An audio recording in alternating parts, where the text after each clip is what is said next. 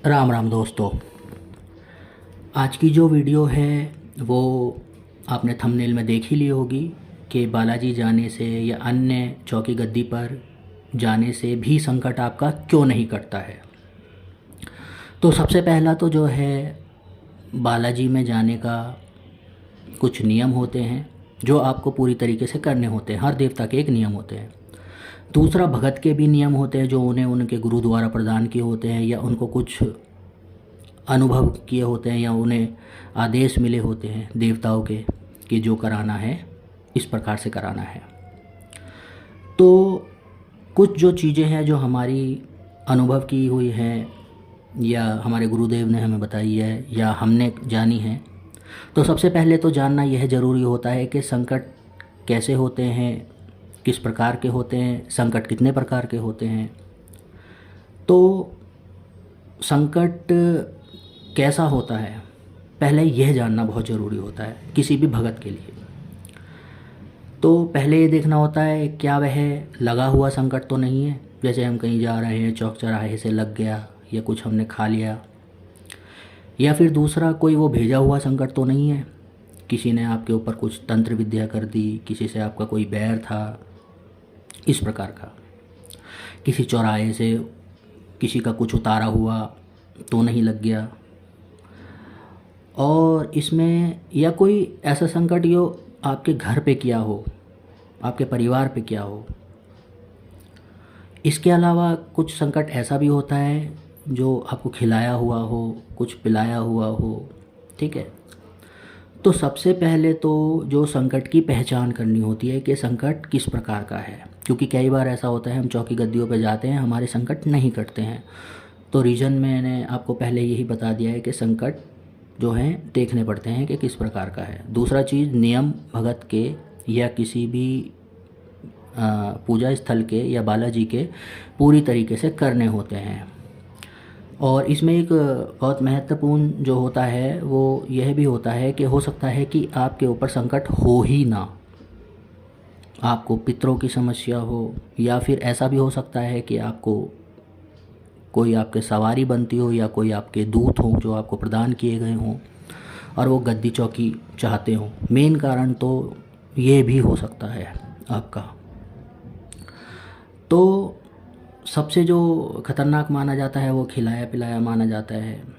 ये इसमें आपको ऐसा लगेगा जैसे कभी भी किसी चौकी पे जाओगे या किसी गद्दी पे जाओगे या बालाजी दरबार में जाओगे, जैसे पेट से कुछ खिंच रहा है, छाती पे कुछ आ रहा है, उल्टी उल्टी का आपको महसूस होगा, हाथ पैरों में कभी आपको दर्द लगेगा, घर में घुसोगे तो बंधा बंधा सा लगेगा, ठीक है। दूसरा जो तंत्र विद्या द्वारा करवाया जाता है वो कपड़ों से या नाम से या आपकी पैर की मिट्टी लेके, ठीक है, और उन्हें बता दिया जाता है, जो तांत्रिक होते हैं ये काम करते हैं, वो उन्हें बता देते हैं कि जिस भी माध्यम से वो करते हैं, जिस भी प्रेत को वो भेजते हैं कि यह तुम्हारा शरीर है, और उनसे वचन ले लेते हैं उन प्रेतों से। तो इसमें क्या होता है, तांत्रिक उस प्रेत से वचन ले लेता है और उनके जिस व्यक्ति पे किया जाता है उनके देवी देवताओं को पहले हटा लिया जाता है उनके चौखट से। बहुत से ऐसी तंत्र विद्या होती हैं जो करनी होती है, बंधन डाल देते हैं उन पे, देवी देवताओं पे बंधन डाल देते हैं और उस जो प्रेत को भेजा जाता है उसको ये वचन ले लिए जाते हैं कि ये तेरा शरीर है, ये व्यक्ति तेरा है और यह जो घर है वह तेरा है। और उस पर बंधन डालने के बाद उसकी चौकी लगा दी जाती है। चौकी का मतलब ये होता है कि उसका नाम वगैरह दे के, सारी चीज़ें दे के उस पर एक देवता का पहरा रख दिया जाता है। पहरा रखने के बाद होता क्या है कि जब भी वो किसी चौकी पे जाते हैं या फिर बालाजी वगैरह जाते हैं तो वो देवता सामने आके खड़ा हो जाता है। सामने आके खड़ा होने के बाद वह देवता उस प्रेत को बचा लेता है। अब इसमें कई बार आप देखते होंगे कि भाई कोई भगत है वो कह रहा है कि भाई उस देवता को मनाना पड़ेगा, भंडारा देना पड़ेगा या कुछ देना पड़ेगा। तो ये होता है, ये सबसे ख़तरनाक होती है चौकी। और ये चौकी या बंधन आपके मोस्टली आपके घर या परिवार का व्यक्ति ही कोई करता है, मोस्टली ज़्यादातर। ये कोई नॉर्मल चीज़ों से नहीं होता कि ऐसे ही किसी ने कर दिया, नहीं। ये बहुत, और उसमें भी ये बहुत गंदे होते हैं, बहुत ज़्यादा गंदे होते हैं ये। इसमें आपको घर में बहुत गंदे गंदे सपने आएंगे, जैसे आप अपनी बहन के साथ सो रहे हैं, अपनी माता के साथ सो रहे हैं, आपके हाथ पैरों में कभी कहीं दर्द है, कभी कहीं दर्द है, इतने ज़्यादा मतलब आप रोने लगोगे कि हे ईश्वर, ये मैं क्या देख रहा हूँ। और ये औरतों के साथ क्या, ये आदमियों के साथ भी होता है ऐसा ही। तो इसमें जब आप बालाजी दरबार में जाते हो तो इसमें होता क्या है, आपको 100%, 101% जब आप बालाजी दरबार में जाते हो तो इसमें क्या होता है, क्योंकि ये गंदी चीज़ें होती हैं, तो इसमें आपको दूत 110% मिलते हैं जो बालाजी सरकार से वहाँ बालाजी देते हैं।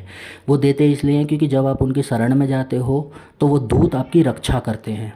रक्षा इस माध्यम से करते हैं कि ताकि आपके घर में किसी की मृत्यु ना हो, क्योंकि ये चौकी वगैरह जो होती हैं वो मृत्यु वगैरह और पूरा घर बर्बाद करने के लिए होती हैं। तो इसलिए कहा जाता है जब भी आप बालाजी जाते हैं तो पूरा नियम करें। तो इन नियमों के लिए भी मैं जो पूरी तरीके से एक वीडियो बनाऊंगा कि क्या नियम होने चाहिए, किस प्रकार से जाना चाहिए, कैसे क्या करने चाहिए, और आप अपने कमेंट में ज़रूर लिखें अगर यदि आपको भी कोई प्रॉब्लम है, कोई परेशानी है आपके घर में किसी के ऊपर या कुछ, तो आप इस पे ध्यान दीजिए, बालाजी सरकार में जाइए, लेकिन उनके नियमों के अनुसार ही जाइए, उनके नियमों के अकॉर्डिंग ही काम कीजिए। इसमें कोई दो राय नहीं है, क्योंकि कई लोग कहते हैं हम बालाजी इतनी बार चले गए हैं हमारे संकट नहीं कटते। वहाँ पे देखना पड़ता है, किसी भगत को दिखाना पड़ता है। हो सकता है कि आपको संकटों की दिक्कत ना हो, वो आपके पितृ हों, या तो वो आपसे स्थान मांग रहे होंगे, या फिर हो सकता है कि आपको पहले कोई आपके घर में सवारी चलती हो, वो सवारी हो वो आपकी, और वो सवारी गद्दी मांगती हो, चौकी मांगती हो, ताकि आप भी जन कल्याण का काम कर सकें। तो आज की वीडियो बस इतनी ही है। मेन कारण जो है इसमें पितरों का भी हो सकता है, दूतों का भी हो सकता है, और कोई संकट भी हो सकता है। तो ये पूरे विधि विधान से करने पड़ते हैं, तब जाके वह ठीक होते हैं। तो आज के लिए बस इतना ही। जय श्री राम, जय बाबा मोहन राम, जय माता कालका, जय श्री राम दोस्तों, जय श्री राम।